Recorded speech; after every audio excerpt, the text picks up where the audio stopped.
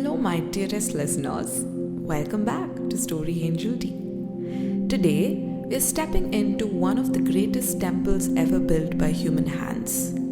A temple so massive, so alive, so layered with history, devotion, philosophy, architecture, and mystery that it almost feels like an entire civilization breathing inside those stone walls. This is Srirangam, officially known as the Ranganathaswamy temple in Tamil Nadu. This UNESCO recognized heritage treasure is the largest functioning Hindu temple complex in the world. What a wow, right? Spread across nearly 156 acres, man, surrounded by towering walls and gigantic gopurams. The temple sits peacefully between the Kaveri river and the Kollidam river, like a sacred island floating between worlds. For centuries, saints, philosophers, kings, invaders, poets, and millions of devotees have walked these corridors. And somewhere, deep within its heart, Lord Ranganatha still rests in eternal sleep upon Adisesha, silently watching time itself pass by.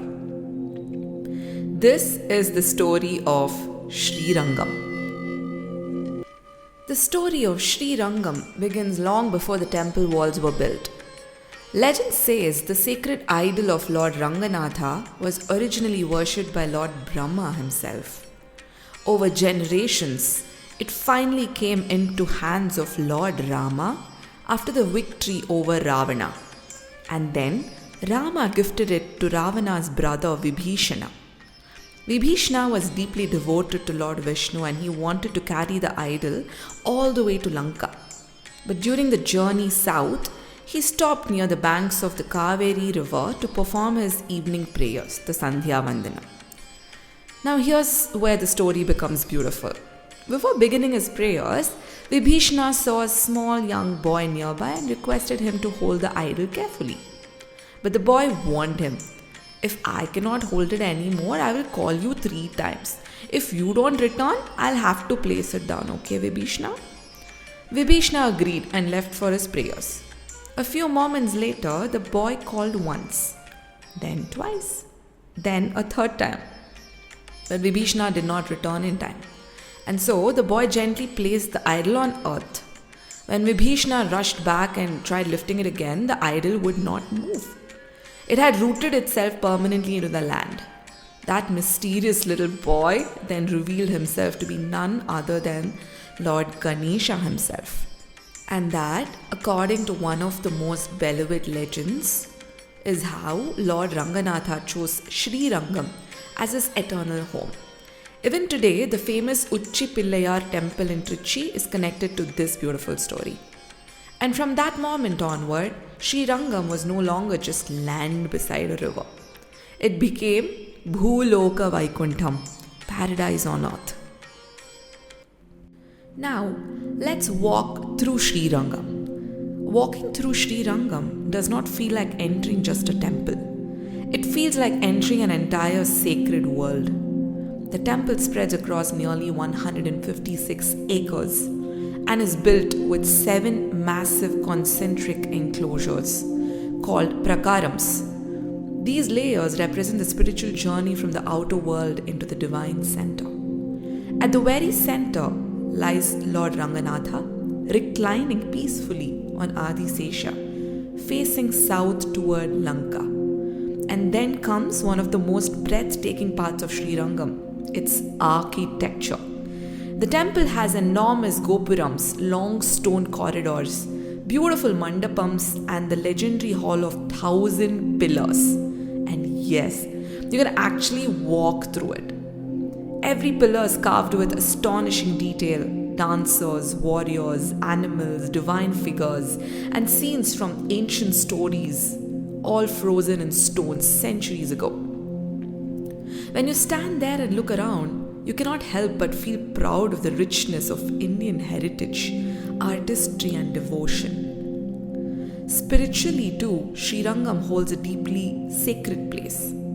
It is the first among the 108 Divya Desams, the sacred Vishnu temples praised by the Alvars, especially in Malvar, whose hymns on Lord Ranganatha are still sung here even today. For millions of devotees, Srirangam is not just a temple, it is the heart of bhakti itself. Now we are going to talk about this crazy invasion which took place in Srirangam, okay? Srirangam's story is not just about devotion, it's about survival. In the early 1300s, the armies of Malik Kafur marched into South India like a storm. And when they reached Srirangam, history says the destruction was devastating. Thousands of devotees and priests gathered inside the temple, trying to protect Lord Ranganatha and the sacred sanctum. Tradition says nearly 13,000 people lost their lives during the invasion. The priests desperately tried to save the temple. Some hid sacred idols, others sealed parts of the sanctum with stone walls to protect the deity. But before they could fully secure the temple, the invading army broke in. Ancient accounts and oral traditions describe there were horrifying acts in the temple. The temple was looted, sacred spaces were violated, fires were lit within the complex, and acts were committed deliberately to insult the faith of the devotees. And yet, Srirangam survived. That is what makes this place extraordinary. Generation after generation, devotees rebuilt, protected, and preserved this temple with unwavering faith. Even after centuries of invasions and destruction, Srirangam still stands today, alive, sacred, and overflowing with devotion.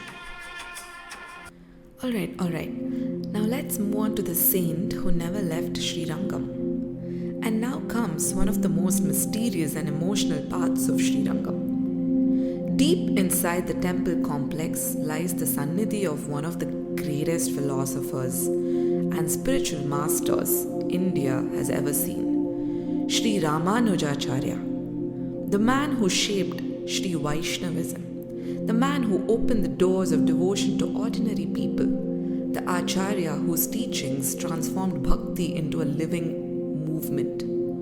And what makes this place extraordinary is, many devotees believe Ramanujacharya never truly left Srirangam. Inside the Sannidhi, seated in a meditative posture, is what tradition believes to be his preserved mortal form, nearly like 900 years old. Even today, sandalwood paste, saffron, camphor, and sacred herbal mixtures are applied regularly as part of temple tradition. Some firmly believe this is his actual physical body preserved through centuries. Others believe Ramanujacharya attained Jiva Samadhi here, and that the sacred form we see today was built over his mortal remains in deep reverence. And honestly, nobody can say with absolute certainty, but when devotees stand before him, none of that seems to matter, because the feeling there is unlike anything else. It does not feel like standing before a memorial. It feels like the Acharya is still sitting there, still watching over Srirangam, still blessing everyone who walks in. You can still see the detailed features of the form seated there, the posture, the expression, even the fingernails people speak about with awe. For devotees, this is not history, this is presence. And if you ever visit Srirangam, please do visit. And if you ever visit Srirangam, do not rush through the Ramanujacharya Sannidhi. Sit there for a few moments, because sometimes certain places do not feel old, they feel alive. And yet, after invasions, thefts, floods, wars, and centuries of change, Srirangam still stands, alive, breathing, praying. Of the 365 days in a year, this temple celebrates festivals for more than 300 of them. That's awesome, right? That means somewhere inside these ancient walls, music is playing, lamps are glowing, priests are chanting, and devotion is continuing almost every single day. This is not just architecture, this is civilization. This is memory carved into stone. And if you ever get the chance to walk through the streets of Srirangam, don't rush it. Stand beneath the giant gopurams, listen to the temple bells, watch the river flow beside the island, and maybe for a moment you'll understand why millions believe this place is not just a temple, but heaven itself. I hope you enjoyed today's story of Srirangam, and I'll meet you again very soon with another beautiful story from the heart of India. Until then, stay curious, stay kind, and keep listening to the stories hidden inside these ancient stones. This is your Story Angel D, signing off.